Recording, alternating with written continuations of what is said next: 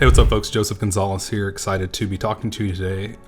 The main point of this video is to help those agents that either are newly getting licensed or thinking about getting licensed, and the agents who have just been licensed. So what should you know before becoming a real estate agent? Number one, I think most agents who are licensed and have been licensed would tell you this: whatever you learn in the classes is not going to teach you to actually be a real estate agent. And what I mean by that is, let's say, for example, you go to your brokerage, whichever brokerage you join, and they're like, hey, come on in. We're going to teach you about contracts. We're going to teach you about paperwork. We're going to teach you about marketing. We're going to teach you about these, title company, whatever that stuff is. But what nobody tells you is before you get your real estate license, you should have a plan in place to be able to gain business. So what I hope to do in this video is give you some examples of maybe top 5, top 10 things to do in order to find business in your real estate business before you get started. So number one, when it comes to planning, what I want to be able to look at if I'm a new real estate agent is, number one, who do I know that may be thinking about buying real estate?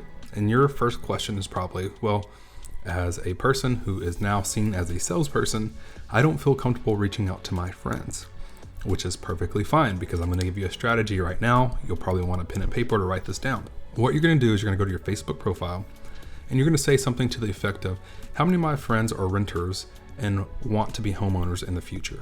What that's going to do is it's going to uncover people who are currently renting, right? And you can even say something like, how many of my friends in an apartment and want to be in a house in the next year or two? And so this uncovers people who are thinking about possibly buying real estate in the next year or two. This is a beautiful strategy to use because, number one, you don't have to feel like you're going out of your way and pressuring people into working with you. And number two, you then let people come to you rather than you chasing them. Now, on that same token, if you want to find listings, people who want to sell their home, what you're going to do, pretty simple, post, how many of my friends are homeowners and how long have you owned your home? And what happens is people will start commenting on your Facebook posts. And again, you have to have friends, right? So you make sure this works. Once that happens, then you just follow up with them. And now you have a list of people who are homeowners. You have a list of people who are home buyers, and now you have the possibility of forecasting what your business looks like just from that strategy alone. And so if you're a new agent or thinking about getting licensed, this is what I would want to make sure that you know before you go out and start trying to get business yourself or start racking your brain and beating your head against the wall. The second thing that I think a lot of new agents probably will want to know, or people who are getting licensed will probably want to know, is that it is a dog-eat-dog world in most cases. So when you go to look at your brokerage, you want to be at a brokerage that is really successful. And you also want to be at a brokerage that fits maybe your mindset. Are these people, type A personalities that go get business and they don't even care what's happening? They're transactional. Are they more of a, home friendly type business where I come in, I like how people speak to me, I like the feel of the office, and I like that they're also producing, right? Which is going to bring to the next point that you want to know about an office is, what is the average that the real estate agents in that office close each year? How many transactions are they closing each year on average? That's how I picked my first office. I wanted to know the success rate. And so that's one of the fastest ways to know the success rate. Now that can be skewed because you can have some agents selling 0 and you can have some agents out there selling, 100, 200 homes a year. But what I want to know is the average so I can get a better idea. Then you dive deeper into that question and you ask the second part of that question, which is, how many new agents succeed here and how many new agents do not succeed here? Because I want to know the failure rate as well. As much as I want to know the success rate, I want to know the failure rate. Okay, thank you for that number. I have those numbers. Great. Can you tell me why you think new agents succeed at your office and why you think those who have failed at your office? This allows you to ask those questions that are really important to your future. Because if you don't know these things and you're just winging it and you go to this office, because remember, you're not employed by them, you are self-employed. You want to make sure that they have every opportunity and give you every opportunity to be successful. So that's something else that I want to make sure that people who are getting licensed understand. The next thing I think new real estate agents need to know, again, or people who are getting licensed or planning on getting licensed, is technology. There are a lot of companies out there that preach they have the most fantastic technology in the world. Let me tell you this, technology can only take you so far if you're not implementing it. I talk to thousands of agents a year. I'm actually about to get on a phone call with probably 100, 200 agents in just a minute. And they all talk about technology and CRM, a customer, system that basically manages everything for them, right? And so what I want you to know is, it doesn't matter how great the CRM is. What matters is, do you think that you're going to use the system? And so whenever somebody starts talking about technology, you don't care about the customer relation management system. What you should be interested in is, how does this help me actually grow my business? What is the importance of this technology?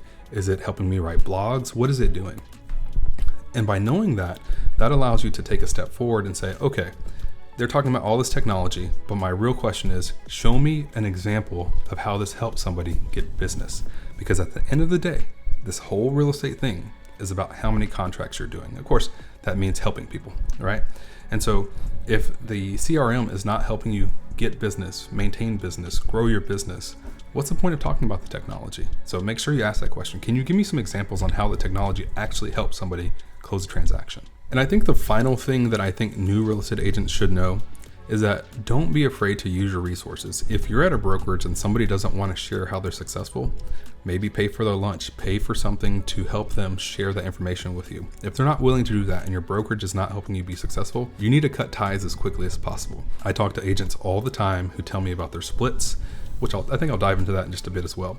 But a lot of the times what happens is these agents are giving up so much, and return they get very little. So if you feel like you're not being supported, again, you're not an employee of this brokerage. So don't sign a contract that says you need to be there for 2 or 3 years to do X, Y, Z. Hey, I'm signing this contract. I am self-employed. I can leave at any point in time. Does the contract say that? You need to make sure you read your contract and know that. And I'll add one more bonus point. I think that as an agent, if you are able to go out and find your own business, and maybe you have some clients and you're walking in the door and you're like, okay, I have these 10 people that want to buy a house and I have these 5 people who are thinking about listing their house in the next 12 months, then what you want to do is you want to negotiate really hard what your split is. Most agents will start off between a 70 to 80% split. 80% is good for a new agent, especially if you don't know anything and you're getting into real estate. 70% is for most new agents. I would say the large majority of agents are going to start with a 70% split, meaning that you make 70% of the money and then the brokerage makes 30%. But you also want to look at your fees. So make sure you know what the fees are whenever you're joining this brokerage. So I hope this helps a lot of you who are thinking about getting a license. I want to recap really quick. Make sure that you know how to go out and get business, because real estate school is not going to teach you that. Make sure that you pick a good brokerage based on, the things that they're offering. And the other thing that I want to make sure to recap on is make sure it's a place that you want to be at and they're paying you or helping you grow your business and help you make the money that you want to make as a professional in the real estate space. If you found this video helpful, make sure you click. I'll have a video somewhere that pops up that will help you essentially probably grow your social media or something like that, or find leads using social media. And we'll talk to you guys in the next one.